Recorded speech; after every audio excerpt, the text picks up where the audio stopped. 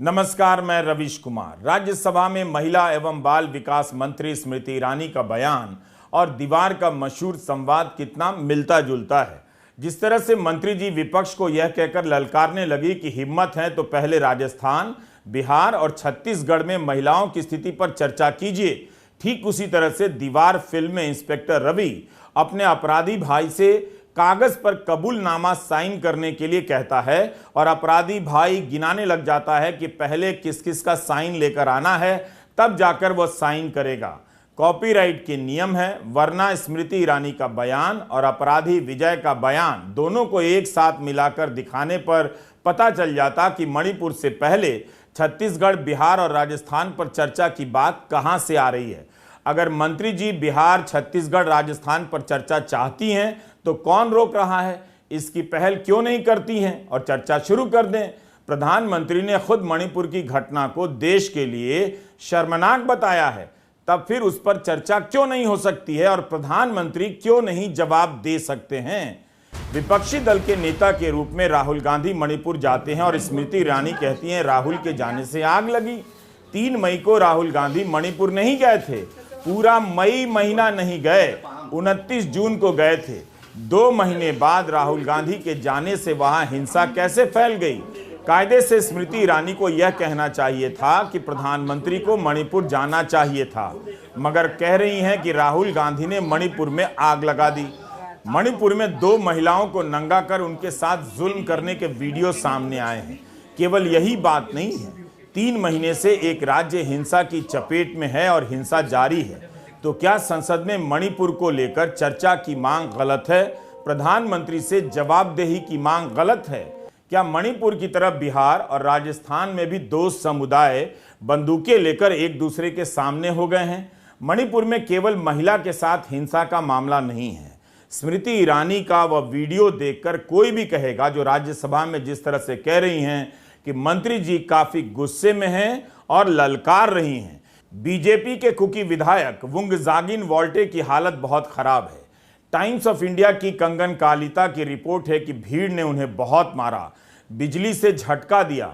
वुंगजागिन VoLTE 3 बार से विधायक हैं, अच्छे खासे सीनियर विधायक होंगे, लेकिन उनकी ये हालत है। इस रिपोर्ट में विधायक के बेटे ने कहा है कि मुख्यमंत्री ने एयर एम्बुलेंस का इंतजाम तो कर दिया, लेकिन पार्टी की तरफ से कोई हाल लेने नहीं आया, सरकार ने भी कोई सहायता नहीं की। विधायक का दक्षिण दिल्ली के उनके फ्लैट में इलाज चल रहा है, 60-70 लाख रुपया खर्च हो चुका है, अभी और होना है। परिवार का मीडिया में बयान है कि उन्हें कोई मदद नहीं मिली है। मेरा बूथ सबसे मजबूत कार्यक्रम के तहत प्रधानमंत्री नरेंद्र मोदी बीजेपी के कार्यकर्ताओं को संदेश देते हैं, लेकिन यहां तो 3 बार के विधायक का हाल लेने कोई नहीं गया। ये हालत है। बीजेपी इतनी बड़ी पार्टी है, मान लीजिए स्मृति ईरानी के पास वक्त नहीं है, प्रधानमंत्री के पास वक्त नहीं है, दूसरे कई सारे नेता होंगे जिनके पास 1 घंटा तो होगा अपने विधायक का हाल जानने के लिए। क्या बीजेपी अपने विधायकों के साथ यही सब करती है? न्यूज लॉन्ड्री के शिव नारायण राजपुरोहित से बात करते हुए बीजेपी के कुकी विधायक हाउकिप ने कहा है कि अमेरिका जाने से पहले प्रधानमंत्री से मिलने के लिए समय मांगा, नहीं मिला, अभी तक कोई बुलावा नहीं आया है। महिला के साथ हिंसा का वीडियो आने के बाद भी हमें अवगत नहीं कराया जा रहा है। हाउकिप ने यह भी कहा कि मौतों का जो आंकड़ा आ रहा है वो सही नहीं है। हथियारों के लूटे जाने पर उन्होंने यह भी कहा है कि यह साफ नहीं है कि यह हथियार लूटे गए हैं या उपहार स्वरूप दिए गए हैं। कुकी विधायक की हालत खराब है। बीजेपी का कोई नेता हाल लेने नहीं जाता। कुकी विधायक पीएम से मिलना चाहते हैं, पीएम मिल नहीं रहे हैं। प्रधानमंत्री मनोज मुंतशिर से बिना अपॉइंटमेंट के मिल लेते हैं, मगर इतने संवेदनशील मामले पर अपनी पार्टी के विधायकों से भी नहीं मिलते हैं। प्रधानमंत्री से अपील और सुनवाई की मांग केवल विपक्ष नहीं कर रहा, बीजेपी के विधायक भी कर रहे हैं और वहां की जनता भी कर रही है। प्रवीण कालिता की खबर तो देख लीजिए, 24 जुलाई के टाइम्स ऑफ इंडिया में छपी है। 28 मई को एक स्वतंत्रता सेनानी की विधवा को जिंदा जला दिया गया। उनके बेटे डॉक्टर एस इबोमचा अपनी मां के लिए इंसाफ मांग रहे हैं, प्रधानमंत्री से जवाब मांग रहे हैं। इबोमचा ने बताया कि जब हथियारबंद आतंकवादियों ने गांव पर हमला किया तो उनकी वृद्ध मां भाग नहीं सकी। जब हम लौट कर गए तो देखा कि घर ही जला दिया गया है और मां भी जलकर मर गई हैं। अब बेटा पूछ रहा है कि उसकी मां को जिंदा जला दिया गया, प्रधानमंत्री क्या बोलेंगे? क्या ऐसा छत्तीसगढ़, बिहार और राजस्थान में भी हो रहा है? क्या मणिपुर के हालात की तुलना आप दूसरे राज्यों से कर सकते हैं? जिन 2 महिलाओं का वीडियो सामने आया है, उनमें से एक के पति कारगिल युद्ध में मोर्चे पर गए थे जंग लड़ने। उनका कहना है कि कारगिल युद्ध में देश की रक्षा की, लेकिन अपनी पत्नी की रक्षा नहीं कर सके। क्या सरकार इस घटना का वीडियो सामने आ जाने से भड़क गई है, जिसके कारण मणिपुर चर्चा के केंद्र में आ गया है? यही नहीं, औरतों के साथ हिंसा की और भी खबरें बाहर आ रही हैं। राज्य में हिंसा का जो स्केल है, पैमाना है, उसे नजरअंदाज नहीं करना चाहिए। महिलाओं के साथ हिंसा इसलिए भी हो रही है क्योंकि राज्य में नस्ली हिंसा चल रही है।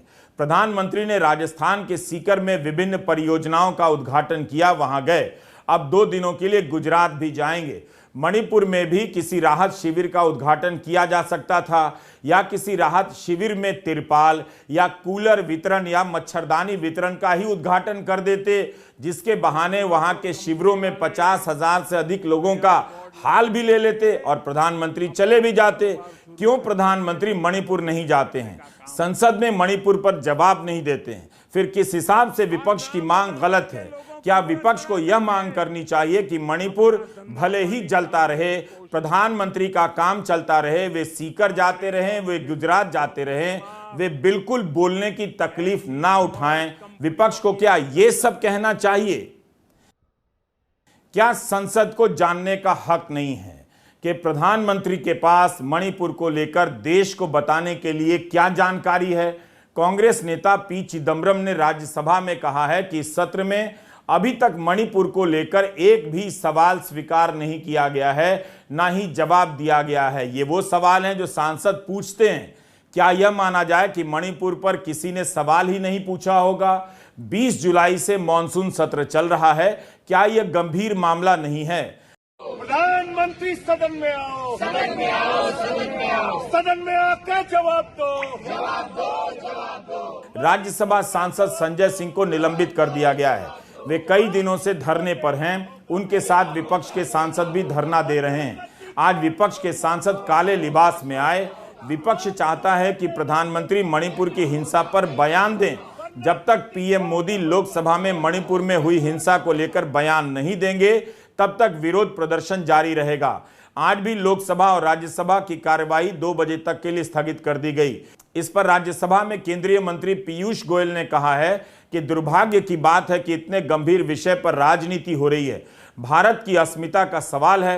अंतर्राष्ट्रीय पटल पर भारत की बढ़ती हुई छवि के बारे में विदेश मंत्री ने अवगत कराया है। सदन में काले कपड़े पहनने वाले ये लोग समझ नहीं पा रहे हैं कि देश की बढ़ती हुई ताकत आज क्या है। ये कौन सी ताकत है मेरे प्यारे दर्शकों कि एक राज्य 3 महीने से हिंसा की चपेट में है, काबू में नहीं पाया जा सका है। क्या मणिपुर के हालात देश की बढ़ती ताकत की मिसाल हैं? पीयूष गोयल ने नारा दिया, काला कपड़ा काला काम, नहीं सहेगा हिंदुस्तान।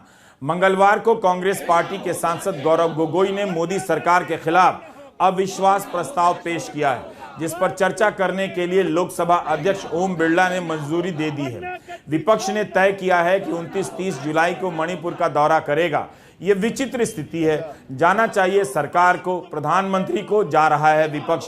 केवल व्हाट्सएप अंकिल ही बता सकते हैं कि कैसे यह सही है कि प्रधानमंत्री और महिला विकास मंत्री मणिपुर नहीं जाएं और विपक्ष के नेता जाएं। आज लोग जागृत हो गए हैं और वो लड़ेंगे, लड़ते रहेंगे।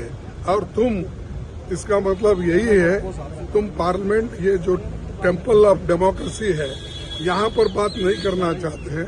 आप जाके राजस्थान में मेडिकल कॉलेज ओपन करके पॉलिटिकल भाषण देना चाहते हैं। अविश्वास प्रस्ताव स्वीकार कर लिया गया है, तो क्या प्रधानमंत्री मणिपुर पर बोलेंगे?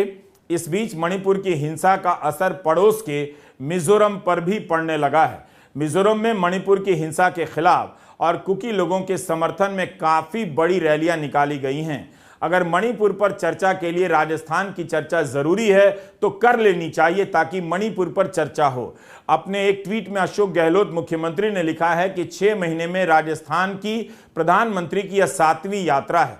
6 महीने में 7 बार प्रधानमंत्री राजस्थान जाते हैं, मगर प्रधानमंत्री 3 महीने में एक बार भी मणिपुर के लिए समय नहीं निकाल पाते हैं। 25 मई की यह खबर हिंदू अखबार की है। मिजोरम में कुकी जो लोगों की बड़ी रैली निकली। इस रैली में मिजोरम के मुख्यमंत्री भी शामिल हुए। राज्य के कई शहरों में कुकी लोगों के समर्थन में रैलियां निकाली गईं। मिजोरम के मुख्यमंत्री, उप मुख्यमंत्री और कई मंत्रियों ने इसमें हिस्सा लिया। दूसरे दलों के विधायकों ने भी हिस्सा लिया।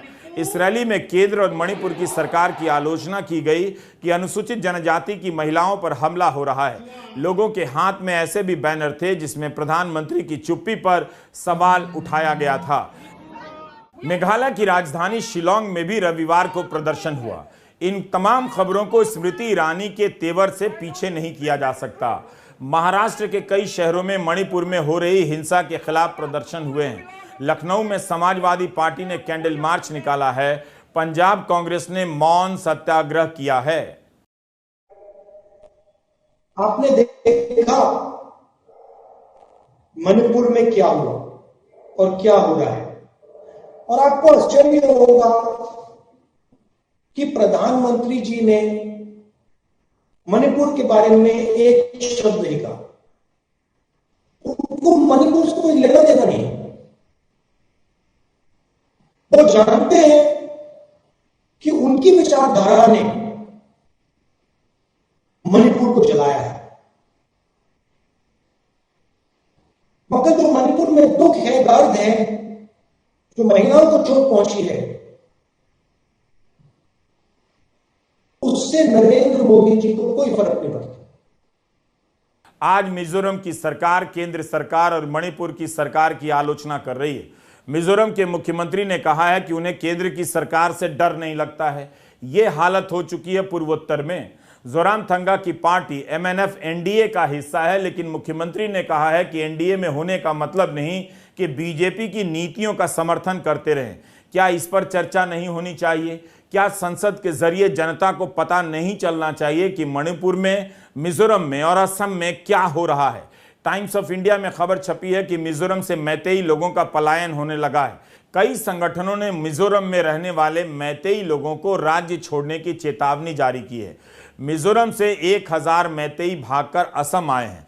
मिजोरम के पुलिस महानिदेशक का कहना है कि भय के कारण कोई नहीं भागा है। स्मृति ईरानी बिहार, छत्तीसगढ़, राजस्थान पर चर्चा चाहती हैं, मगर यहां तो मणिपुर की हिंसा का असर मिजोरम और असम पर भी पड़ रहा है। उसकी चर्चा कौन करेगा?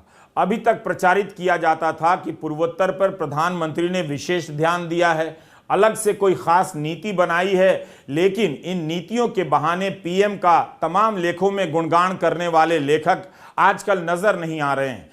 आपको कई खबरें मिलेंगी कि असम के मुख्यमंत्री हिमंता बिस्वा शर्मा भी मणिपुर को लेकर तमाम संगठनों से बातचीत कर रहे हैं। तब मुख्यमंत्री बीरेन्द्र सिंह ने उन्हें नहीं कहा कि मणिपुर के मामले में दखल ना दें, लेकिन मिजोरम के मुख्यमंत्री से कह दिया कि मणिपुर के मामले में ना बोलें। मुख्यमंत्री बीरेन्द्र सिंह मिजोरम में कुकी समर्थन में निकाली गई रैली से नाराज हैं। मुख्यमंत्री बीरेन्द्र सिंह कहते हैं कि म्यांमार की सीमा से आतंकवादी आ रहे हैं। मिजोरम के मुख्यमंत्री कहते हैं कि म्यांमार से जो हजारों शरणार्थी आए हैं उन्हें वे वापस नहीं भेजेंगे। बीजेपी के गठबंधन के मुख्यमंत्री बीजेपी को ललकार रहे हैं। दूसरी तरफ विपक्ष के मुख्यमंत्रियों के साथ किस तरह का बर्ताव चल रहा है आपको बताना चाहता हूं। राजस्थान के मुख्यमंत्री अशोक गहलोत ने आज ट्वीट किया कि माननीय प्रधानमंत्री श्री नरेंद्र मोदी जी, आज आप राजस्थान पधार रहे हैं। आपके कार्यालय पीएमओ ने मेरा पूर्व निर्धारित 3 मिनट का संबोधन कार्यक्रम से हटा दिया है, इसलिए मैं आपका भाषण के माध्यम से स्वागत नहीं कर सकूंगा। अतः मैं इस ट्वीट के माध्यम से आपका राजस्थान में तहे दिल से स्वागत करता हूं। आज हो रहे 12 मेडिकल कॉलेजों के लोकार्पण और शिलान्यास राजस्थान सरकार व केंद्र की भागीदारी का परिणाम है। इन मेडिकल कॉलेजों की परियोजना लागत 3689 करोड़ रुपए है, जिसमें 2213 करोड़ केंद्र का, 1476 करोड़ राज्य सरकार का अंशदान है।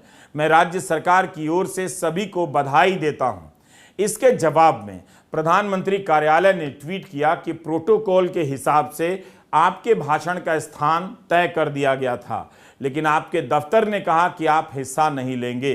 इस जवाब को कोई भी पढ़कर समझ सकता है कि प्रधानमंत्री कार्यालय की मंशा क्या है।